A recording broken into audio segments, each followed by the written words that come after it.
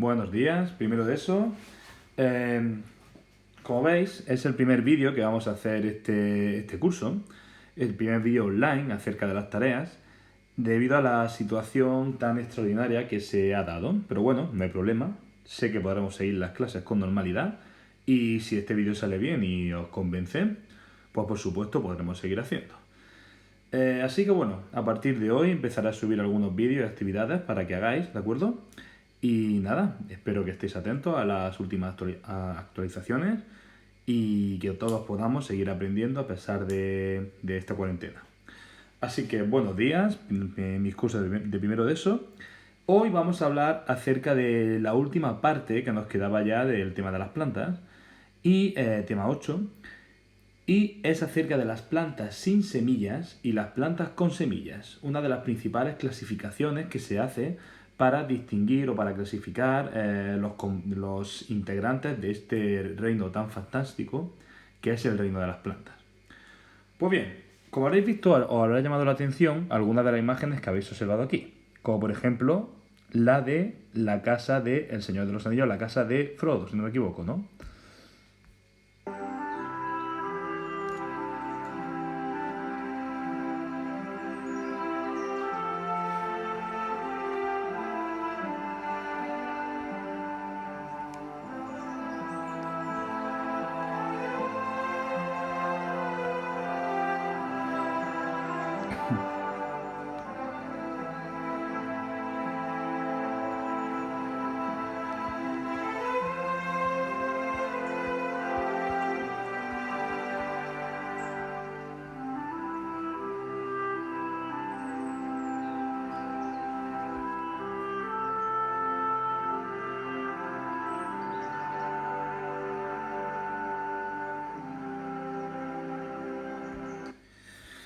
Pues bien, esa es sería la primera imagen y es que podemos dividir las plantas sin semillas, que son las primeras que voy a tratar, serían aquellas plantas, bueno, que las plantas más antiguas que quizá conocemos son las plantas sin semillas. Fueron las primeras que aparecieron, quizá más sencillas que las plantas con semillas que aparecieron más tarde.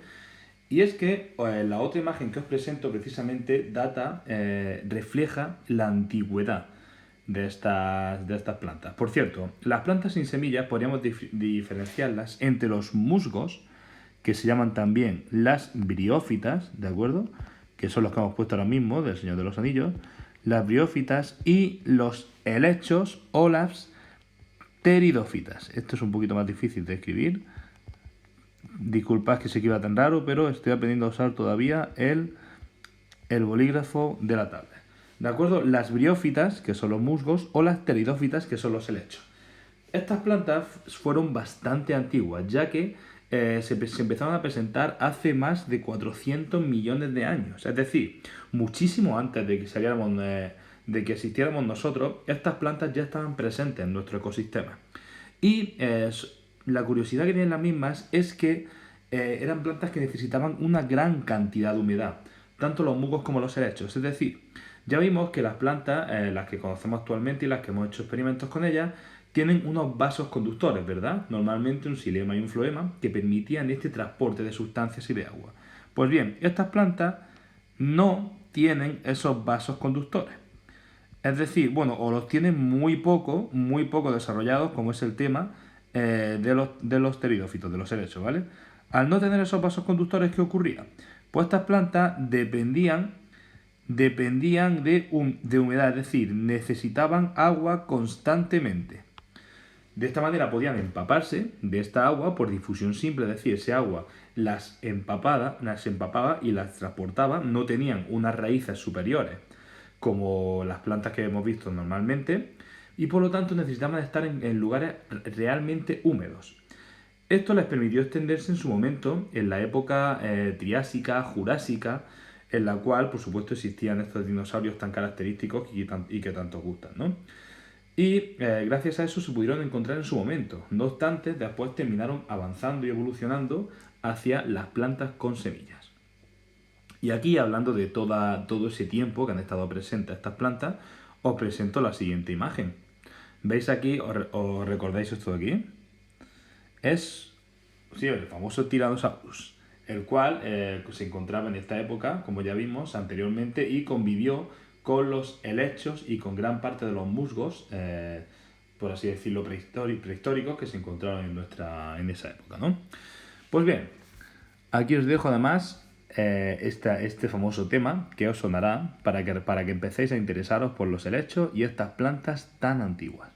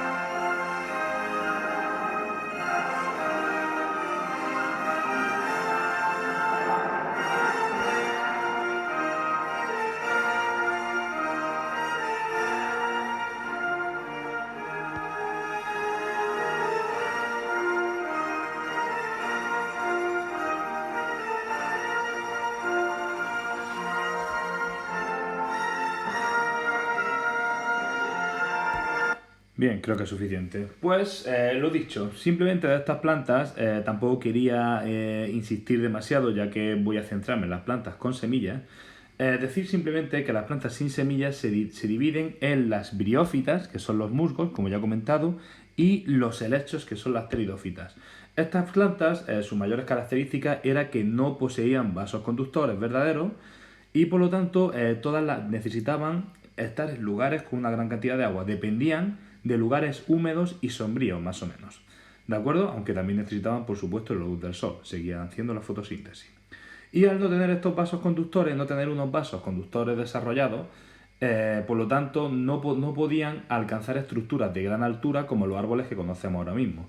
De hecho, los mucos no solían superar los 20 centímetros de tamaño y los helechos no conseguían superar el 1,5 o 2 metros.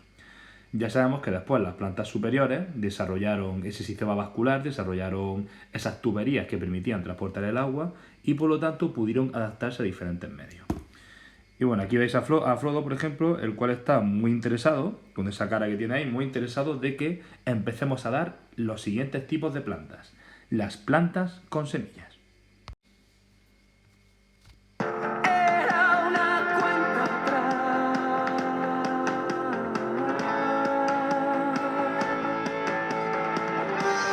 Y ahora corre hacia el bosque, su fortaleza, su nuevo hogar. Y en los árboles se escucha voces de tiempos remotos. Ha elegido caminar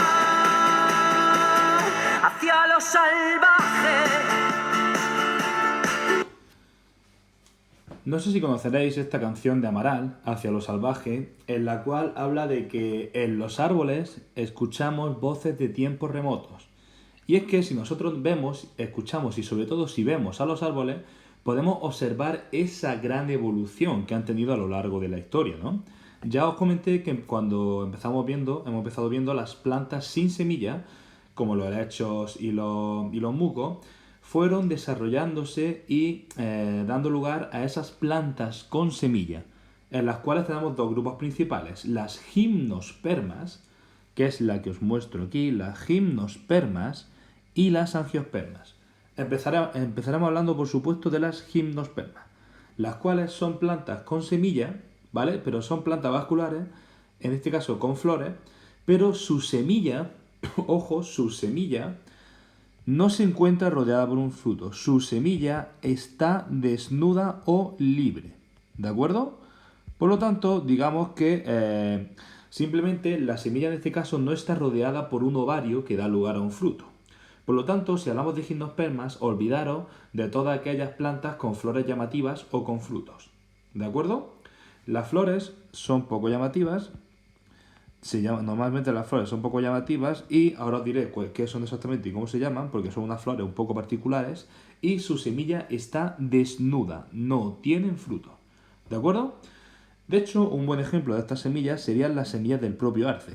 Estas semillas, como veis, no son las típicas. Esperamos semillas, cuando hablamos de ellas, esperamos que estén rodeadas por un fruto y que dentro del fruto, como un tomate, como una manzana, una pera, podamos ver esas semillas. No.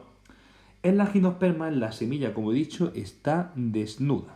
Es decir, está al aire libre y se transporta por diferentes maneras. En este caso, estas semillas de aquí son del arce, ¿de acuerdo? Son del arce y se transmitirían ¿cómo? Veis que tienen una especie de ala, por lo tanto se transmitirían por el viento, siendo una de ellas, ¿de acuerdo?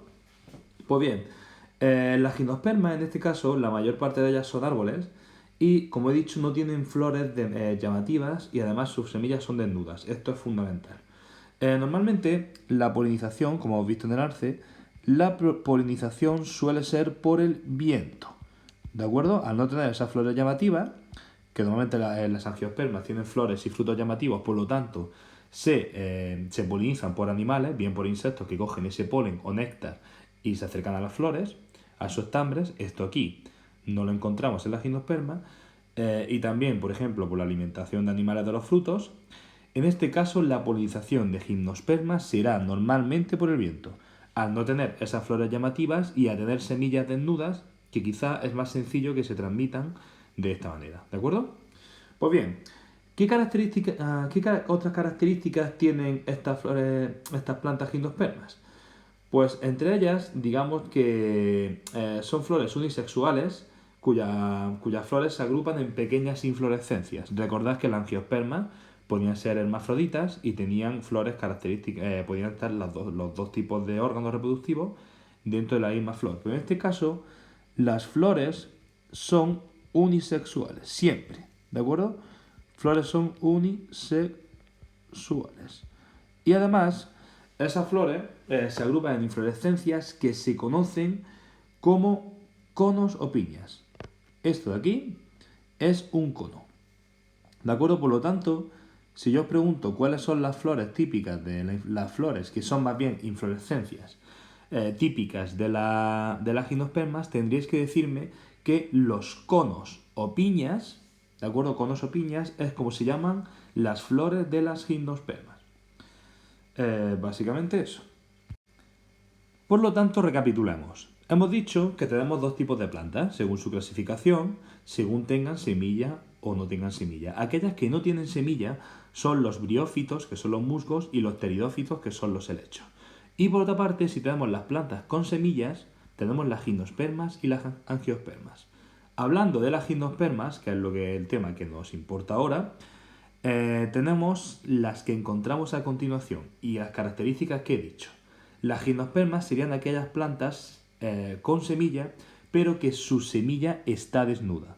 Además, las flores no son muy llamativas, por lo tanto la polinización será normalmente por el viento.